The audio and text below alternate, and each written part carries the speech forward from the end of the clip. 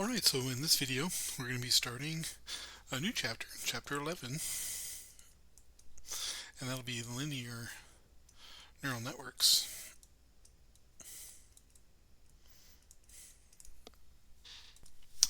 Okay, so we're going to take a look at some biological neurons just briefly. Not very much, but did want to mention a model of learning that we're going to use, and that does get down to the cellular level when you're talking about the neurons. And so just as a reminder what a neuron looks like, just as kind of a cartoon here, this is the cell, a neuron, a nerve cell, a neuron, and this is the cell body. This is the axon, and these are the dendrites.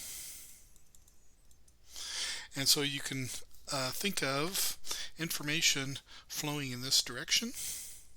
And so this might hook up to another cell, right? The dendrite here would be not connected to, but there would be a connection between this axon and this dendrite.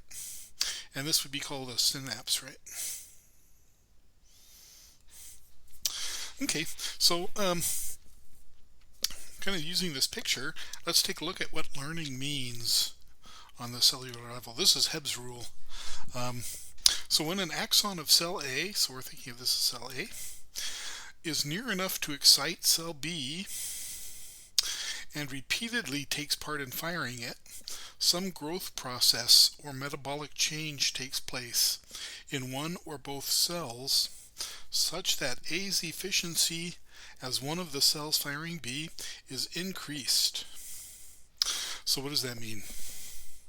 When cell A is triggering cell B, right, or making cell B fire, then what happens over time is that it gets easier for cell A to excite cell B. So in other words, A's efficiency in firing B is increased. Okay, and so that's kind of what we want to model initially with our network. So let's see how we're going to do that. And so we're just going to make a very simple model here of what a neuron might look like.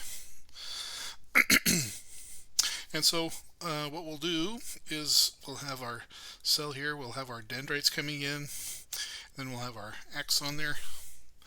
And so what we're modeling is that I'm going to put cells here, even though these aren't really cells. This is an input layer where I'm thinking of a real number is coming in. This is an x3. These are real numbers moving along. They're going to start moving along the edge. Okay, and then along the edge, what's going to happen is we're going to allow the signal to either be amplified or diminished, and that's done by multiplication with a W. We'll call it a W for now. These are called weights,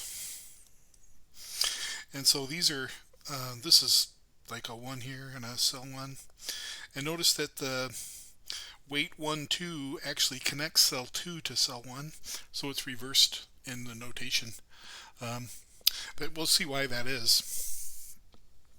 And so initially then we have this vector x, and then what happens? We multiply our w's, and then what happens with the cell, when we hit the cell, we're going to collect this incoming signals. And by collect I mean sum. Okay, and so right here at this initial point, we're going to, this is going to end up being a dot product, isn't it? W11x1 plus W12x2 plus W13x3. That's going to be our sum. And then continuing our model, we're going to assume that there's some resting bias there. You could think of it as like a resting electrical value, and that'll be called a B, bias B. Okay, and now This is a linear neuron. The reason we're calling it a linear neuron is that the function now that is applied to this incoming signal is just the identity, and so what goes out is just what came in. In other words, W transpose X plus B. Okay, and then this signal is sent along to the next cell. Good. And so right now, this is how we're modeling a single neuron. We're going to get a little bit more complicated later, but we're just doing it very, very simply. All right.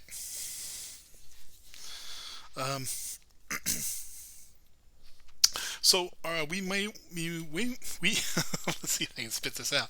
We may want to model a multi-dimensional output as well as a multi-dimensional input, and so the way we'll do that is we'll just have more neurons. So these are my neurons here.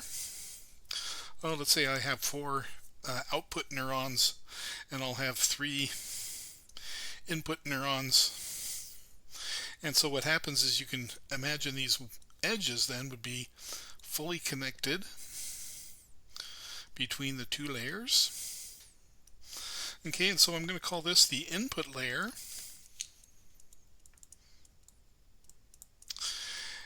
And because we only have just the one layer,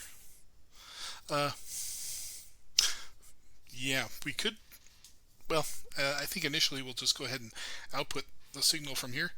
We could have another layer out here, but for now we'll leave that off.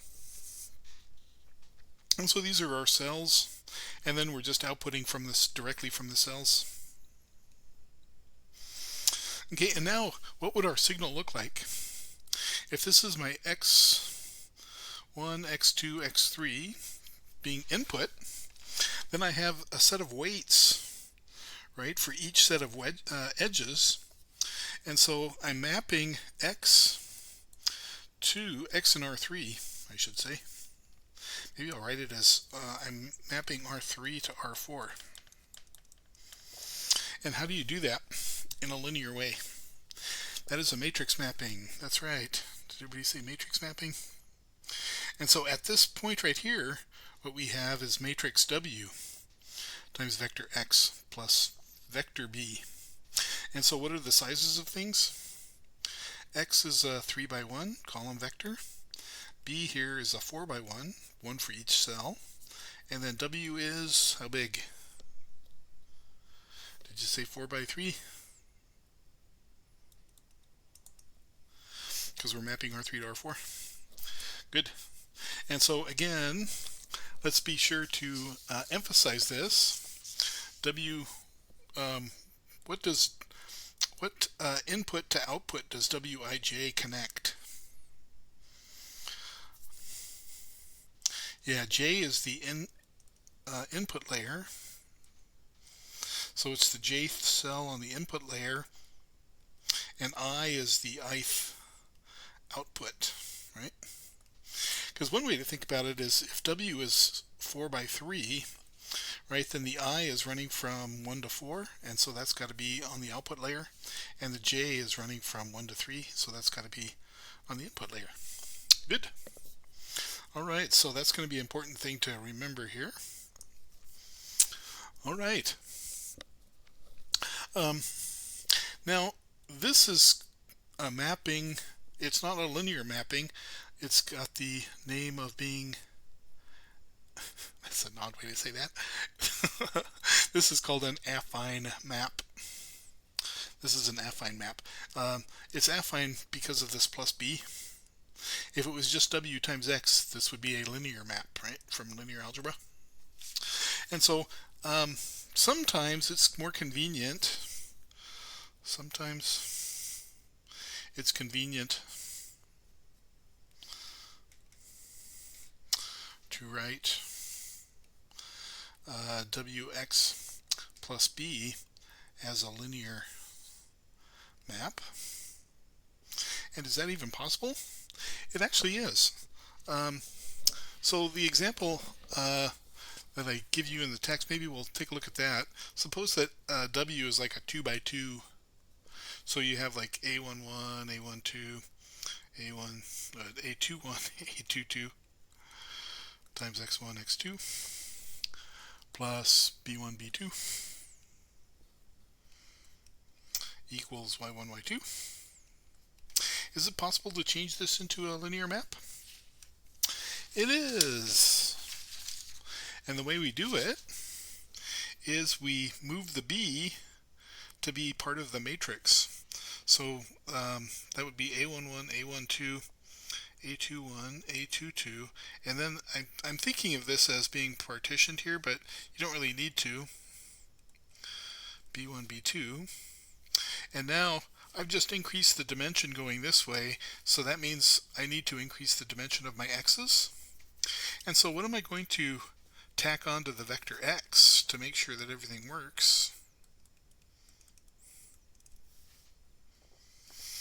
Well, let's see. If you do our row column rule here, that's A11 times x1 plus A21 or A12 times x2 plus something times b1 is equal to b1.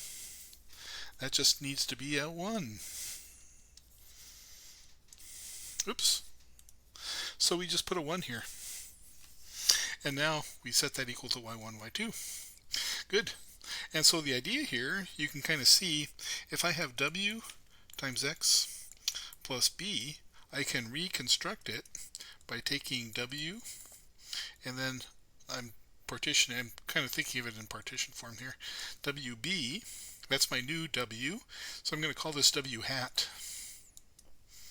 And then in place of x, what did we do? We just put a 1 down there. And so think of this as x hat. Okay, and so if we can rewrite wx plus b then as w hat times x hat. And so we go from affine to linear. Good. And so often what we'll do in a lot of the notes surrounding this topic is we'll almost always just look at the linear map here, and we won't deal with the affine because we assume that you've just done this transformation. Okay, so we'll give an example here in a bit. We've already ran out of time for this video, so I'll see you in the next one.